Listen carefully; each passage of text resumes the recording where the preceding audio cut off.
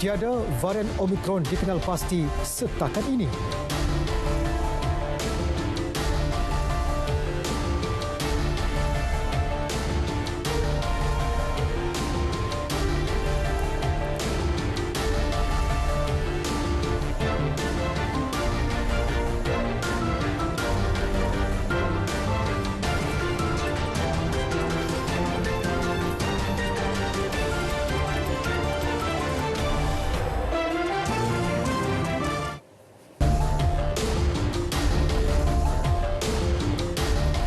Assalamualaikum dan salam sejahtera. Bersama saya Kamal Firmansyah Kamaluddin. Ini berita tengah malam.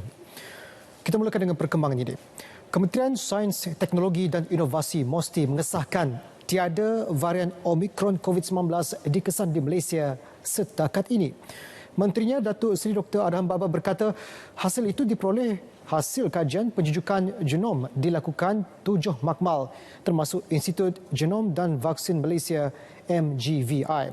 Bercakap kepada pemberita selepas hadir Hari Graduasi My Hackathon 2020 di Pusat Pameran dan Perdagangan Antarabangsa Malaysia MyTech, beliau berkata sehingga semalam sebanyak 5,651 sampel telah dianalisis dan 3,885 sampel dikenal pasti sebagai varian jenis Delta, manakala 2 sebagai subvarian AY4.2 yang dikesan bulan lepas.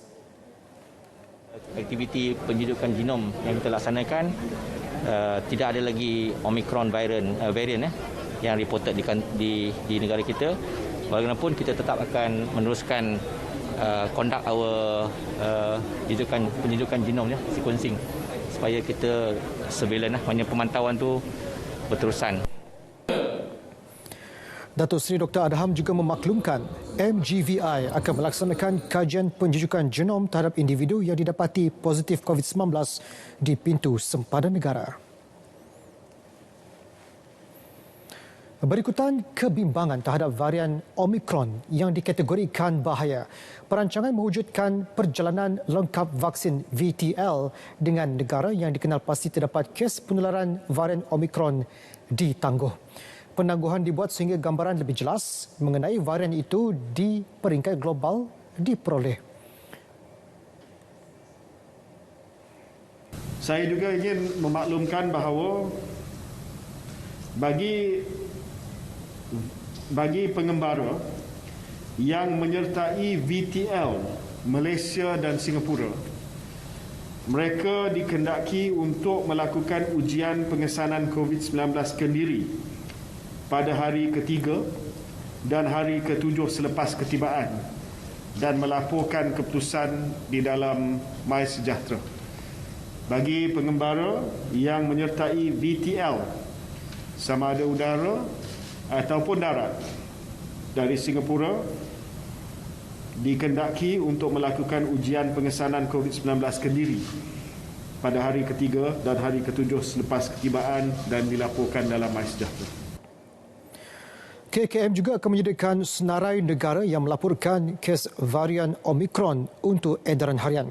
Pelancong dari negara berkenaan juga tidak dibenar menyertai program gelembung pelancongan antarabangsa Langkawi Kedah. Begitu juga pelancong yang mempunyai sejarah perjalanan ke negara-negara berkenaan dalam tempoh 14 hari.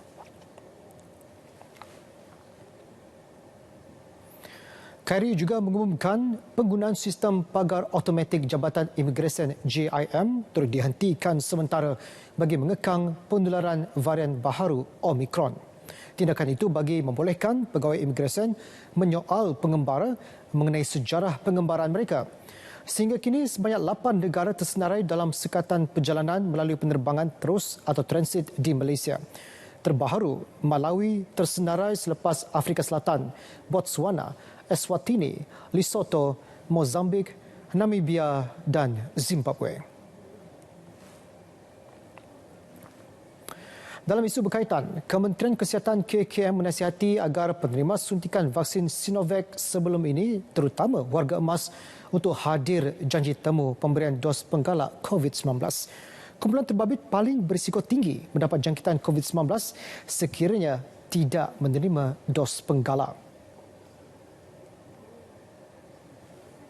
Warga emas yang telah menerima dos asal daripada Sinovac untuk cepat dan pantas hadir ke temujanji untuk menerima dos penggalak. Lebih-lebih lagi dengan perkembangan terkini, iaitu dengan kewujudan varian Omicron yang jelas tahap kebolehjangkitannya adalah lebih tinggi daripada varian Delta, walaupun masih lagi tidak berada di Malaysia, tetapi langkah pencegahan perlu dibuat untuk semua warga emas menerima booster mereka, terutamanya mereka yang telah terima Sinovac, disebabkan tempoh masa Sinovac menurun dari segi respon immunity dia adalah lagi cepat daripada Pfizer.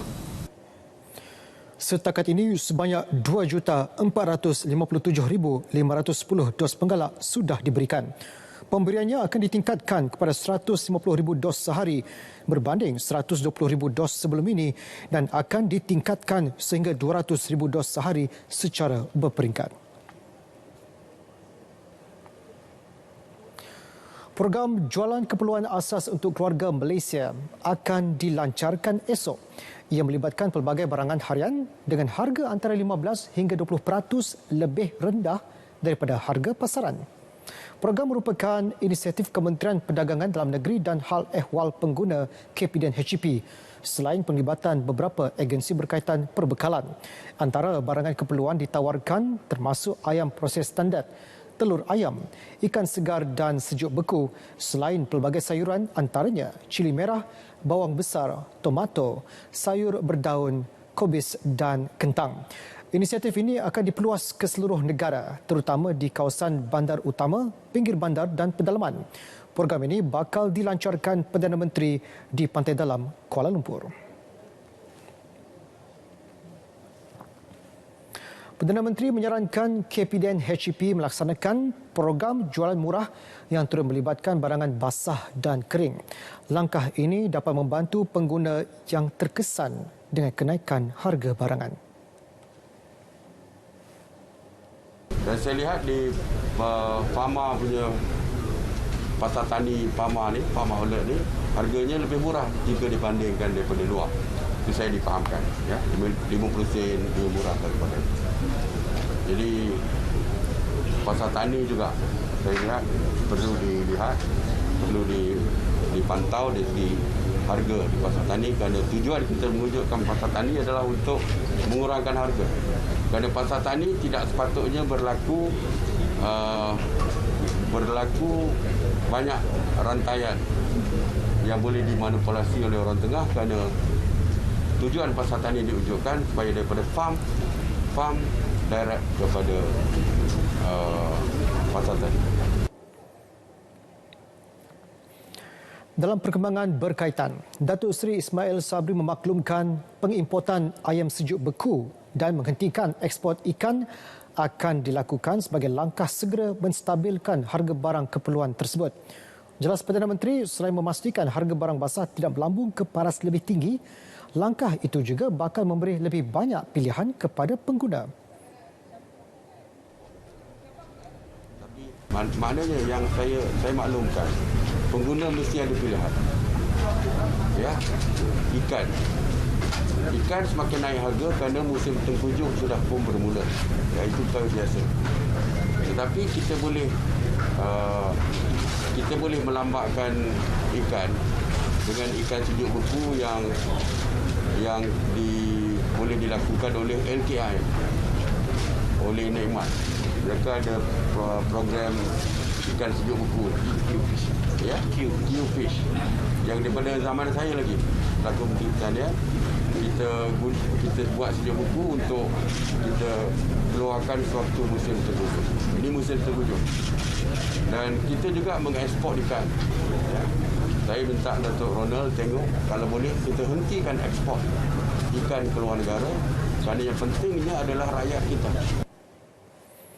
Tambah Perdana Menteri, Kementerian Pertanian dan Industri Makanan serta KPDN HEP digesa mempergiat pemantauan harga barangan bagi memastikan tiada aktiviti manipulasi daripada pihak peniaga atau pemborong.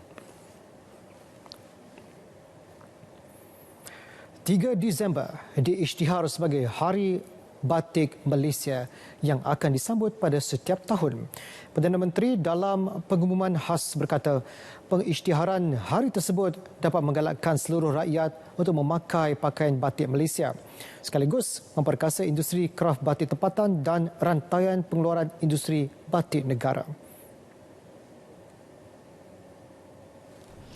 Usaha ini bertepatan dengan konsep keluarga Malaysia di mana semua rakyat Malaysia berbilang kaum bersatu hati dalam menggayakan keunikan dan keindahan melalui pemakaian batik tempatan.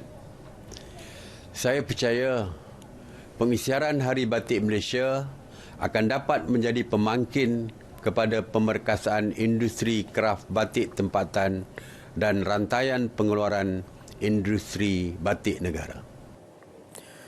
Menurut Datuk Seri Ismail Sabri, Jemaah Menteri pada 26 November lalu bersetuju memilih 3 Disember sebagai tanda penghargaan atas sumbangan, sokongan dan minat dalam kraf batik yang ditonjolkan Allahyarhamah Tun Endon Mahmud, isteri kepada Perdana Menteri Malaysia kelima Tun Abdullah Badawi. Baik, selaras pengumuman Hari Batik Malaysia, Pegawai Perkhidmatan Awam Persekutuan digalakkan memakai pakaian batik Malaysia sebagai pakaian bekerja pada setiap Khamis, termasuk bagi menghadiri majlis rasmi dalam atau luar negara seperti persidangan antarabangsa atau perjumpaan pelawat asing. Menurut Surat Perkeliling Perkhidmatan Bilangan 1 tahun 2021 yang diedarkan hari ini, yang ditandatangani Ketua Pengarah Perkhidmatan Awam Tan Sri Muhammad Khairul Adib Abdul Rahman, ketetapan pemakaian pakaian batik Malaysia itu tidak terpakai kepada pegawai yang dibekalkan dengan pakaian seragam atau menghadiri majlis rasmi yang telah ditetapkan kod pakaian tertentu. Dasar baharu itu juga tertakluk kepada penerimaannya oleh pihak berkuasa masing-masing. Pemakaian peruntukan Surat Perkeliling Perkhidmatan tersebut dipanjangkan kepada semua perkhidmatan negeri, pihak berkuasa berkanun dan pihak berkuasa tempatan. Menurut perkeliling tersebut, ketetapan baharu itu meminda kehendak pemakaian pakaian batik Malaysia Perenggan 4 Surat Perkeliling Perkhidmatan Bilangan 1 tahun 2006 mengenai fashion pakaian alternatif sebagai pakaian semasa bekerja dan menghadiri upacara rasmi. Dengan berkuat kuasanya Surat Perkeliling Perkhidmatan ini, Surat Perkeliling Perkhidmatan Bilangan 1 tahun 2008 mengenai pemakaian pakaian batik Malaysia oleh pegawai awam pada hari Khamis adalah dengan ini dibatalkan. Kompleks Pusat Kawalan Trafik Udara Kuala Lumpur KLATCC di Sepang mampu meningkatkan tahap kecekapan perkhidmatan trafik udara negara setanding negara maju. Menurut Perdana Menteri, beliau yakin dengan adanya KLATCC, perkhidmatan kawalan trafik udara negara kekal dikawal sepenuhnya oleh anak-anak tempatan. Ini sekaligus katanya dapat mengurangkan kebergantungan terhadap kepakaran dan kemahiran asing.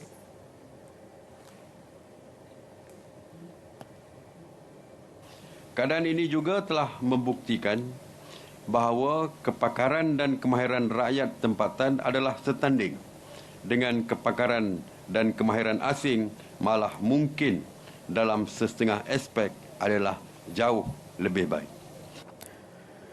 Pembinaan KLATCC baharu ini merupakan sebahagian daripada usaha berterusan pihak berkuasa penerbangan awam Malaysia untuk menyeragam dan memenuhi standard yang ditetapkan oleh International Civil Aviation Organisation ICAO. Dengan struktur ini, jumlah pendaftaran pendaratan pada waktu puncak di KLIA ditingkatkan dari 78 pesawat kepada 108 pesawat sejam. Baik, pendaftaran secara automatik pengundi berusia 18 tahun ke atas telah diwartakan dan akan berkuat kuasa pada 15 Disember ini. Perkara itu dinyatakan dalam Warta Kerajaan Persekutuan bertarikh 1 Disember yang disiarkan Jabatan Peguam Negara yang turut menyatakan nama Setiausaha Jemaah Menteri Tan Sri Muhammad Zuki Ali. Menurut warta tersebut, menjalankan kuasa yang diberikan oleh Subseksyen 1-2 Akta Perlembagaan Pindahan 2019 Akta A1603 yang di-Pertuan Agong menetapkan 15 Disember 2021 sebagai tarikh Seksyen 3 Akta itu mula berkuat kuasa. Seksyen 3 Akta Perlembagaan Kurungan Pindaan 2019 menyatakan pindaan terhadap umur bagi warga negara yang layak mengundi dari 21 tahun kepada 18 tahun. Pendaftaran pengundi secara automatik dibenarkan bagi menggantikan sistem semasa yang menyaksikan rakyat Malaysia perlu memohon untuk mendaftar sebagai pengundi.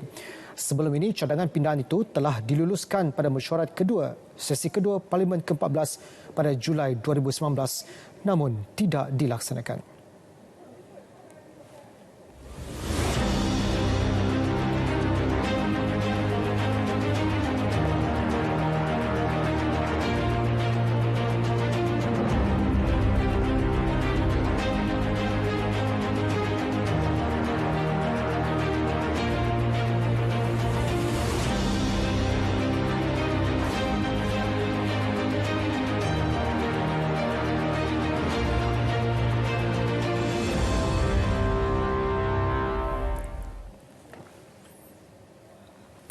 Bertemu kembali. Keputusan kos menunaikan haji bagi 2022 sama ada kekal atau meningkat akan diputuskan Kabinet selewat-lewatnya Januari depan. Sebarang keputusan mengenainya akan turut mengambil kira golongan B40 yang belum menunaikan haji atau umrah selain pematuhan SOP terkini dikeluarkan Kerajaan Arab Saudi. Menteri di Jabatan Perdana Menteri Hal Ehwal Agama Idris Ahmad memaklumkan Lembaga Tabung Haji dijadual akan memberi taklimat berhubung perkara berkenaan minggu hadapan sebelum dibentangkan kepada Majlis Jemaah Menteri. Perkara itu kita tak boleh nak bercakap dengan dia, biar naik nanti ke atau turun ke, kita bincang. Pasal baru ni pun umrah pun kita tengok kos dia naik 2,000 umrah baru ni kan, padahal umrah tu 10 hari saja. Jadi bagaimanapun kita harapkan win-win lah.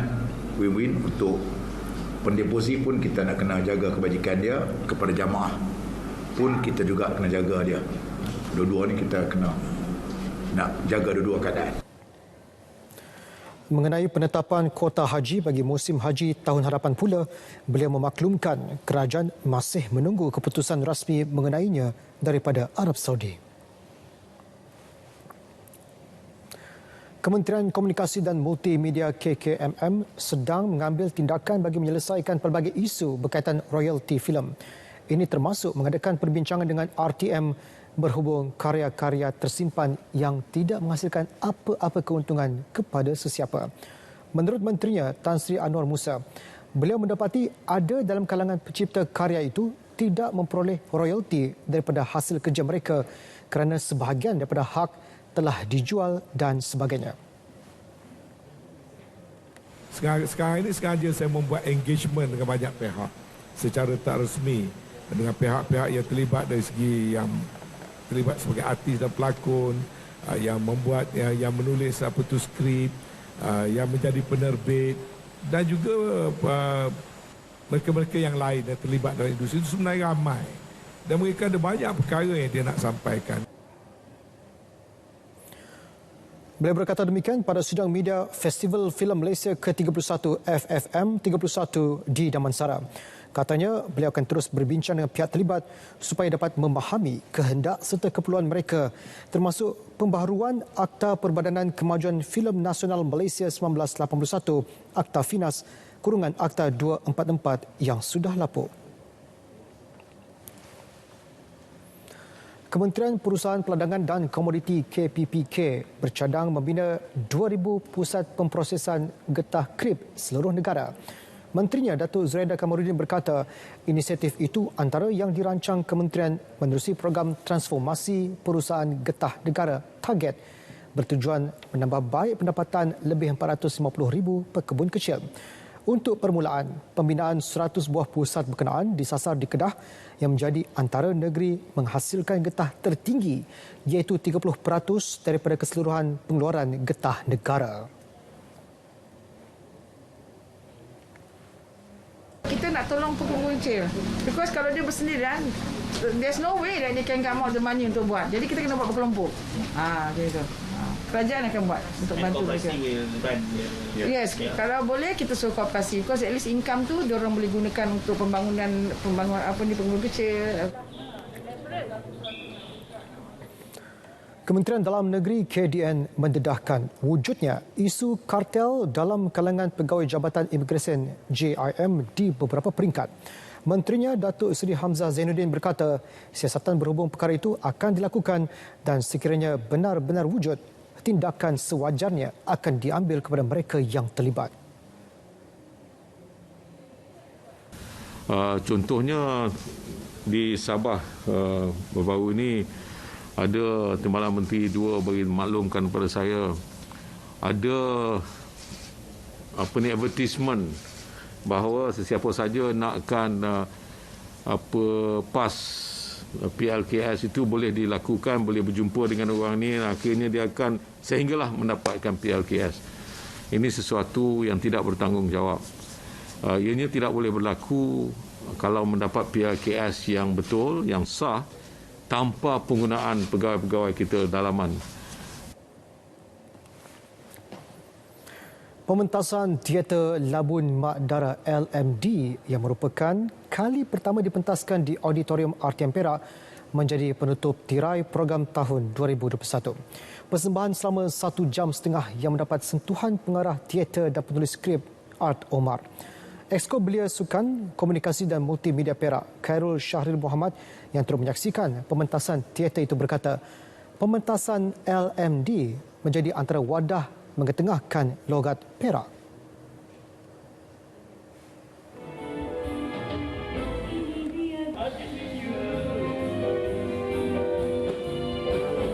Berjuang mempertahankan negara.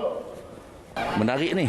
Jadi kalau saya kira kalau dibuat kalau dibuka pada orang luar khususnya, dia satu benda yang cukup baik. Dan saya rasa macam satu kerugian kalau kita buat sekali saja ini dan tak diberi wang untuk orang lain menyaksikan segmen ini, kerana ia satu yang menarik, tambahan pula dengan penggunaan identiti Perak itu sendiri. Teater LMD turut disiarkan secara langsung menerusi siaran radio dan Facebook Perak FM. Kita ikuti harga rujit petrol dan diesel berkuasa tengah malam ini hingga 8 Disember.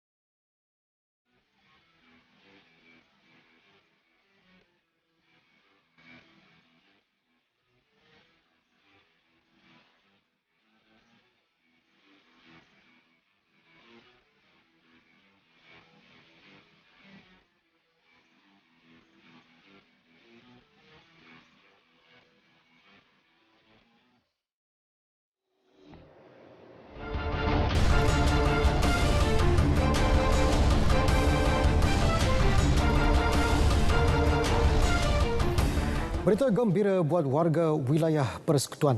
Susulan kejayaan Kuala Lumpur City FC, KL City FC menjuarai Piala Malaysia 2021, hari Jumaat ini, 3 Disember, diisytiharkan sebagai hari kelepasan am tambahan buat wilayah Persekutuan Kuala Lumpur, Putrajaya dan Labuan. Perkara tersebut diumumkan Menteri Wilayah Persekutuan Datuk Seri Syahidan Kasim di Ibu Negara siang tadi. Pengisytiharan ini, hari kelepasan ini ataupun pengisian hari kelepasan am tambahan ini dibuat selaras dengan subsection 9/2 Akta Hari Kelepasan Am 1951 Akta 369 bagi wilayah Persekutuan. KL City FC muncul juara Piala Malaysia buat kali pertama dalam tempoh 32 tahun selepas menewaskan juara bertahan JDT FC di pentas akhir di Stadium Nasional Bukit Jalil semalam.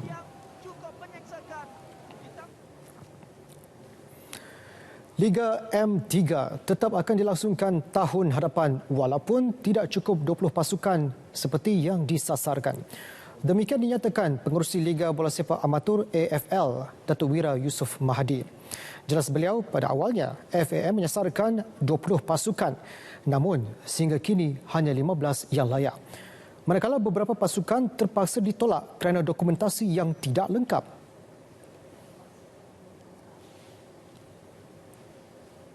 Mencukupkan 20 tu dengan pasukan-pasukan barulah.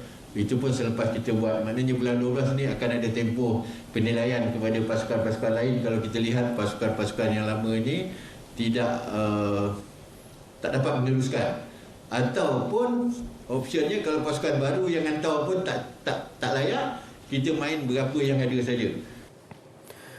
Liga M3 akan bermula pada bulan Februari tahun hadapan dan berakhir pada bulan September selepas ditangguhkan selama 2 tahun akibat COVID-19. Sementara itu, Liga M4 pula diberi nafas baharu.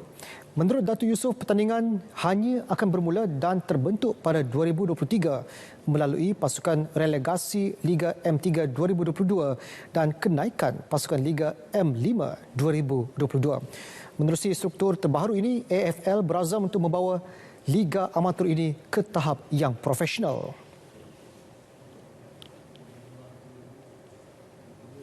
Depan Liga kita ni dapat dah 2 tahun dah Liga M3 ni tak jalan.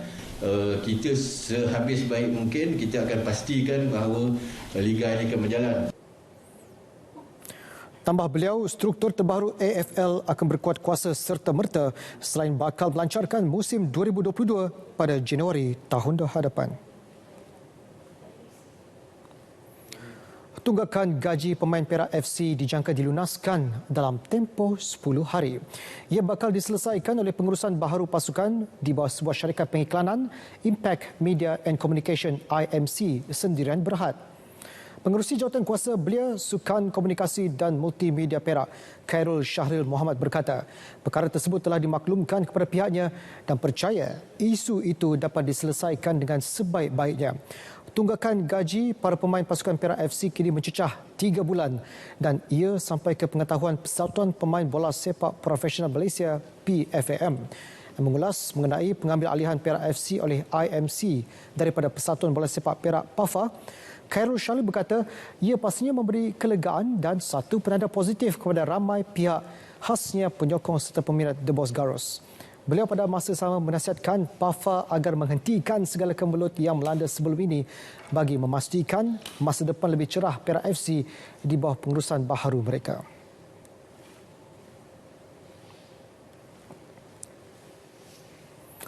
Baik, berita tengah malam berakhir di sini.